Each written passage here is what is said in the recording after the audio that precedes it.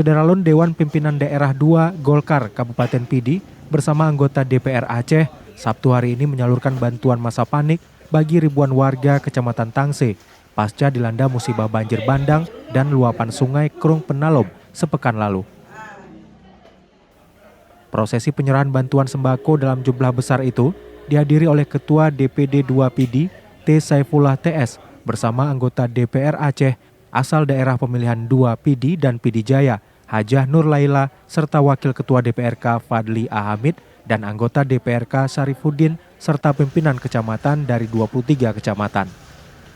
T. Saifullah TS kepada serambinews.com mengatakan, dana bantuan sembako itu berasal dari penggalangan donasi dengan melibatkan semua pihak, baik dari DPD 1 Golkar Aceh maupun DPD 2 Pidi, serta para anggota DPR Aceh dan DPRK. Maka lewat program Golkar Peduli ini diharapkan dapat mengurangi beban hidup para korban banjir bandang dan luapan sungai. Apalagi pasca bencana banjir telah menyebabkan aktivitas warga menjadi lumpuh, terutama akibat badan jalan yang telah ambruk sepanjang 1,2 km hingga menyebabkan warga kesulitan dalam mengakses pusat perbelanjaan dengan mengendarai sepeda motor. Dari Pidi, Idris Ismail, Serambi On TV.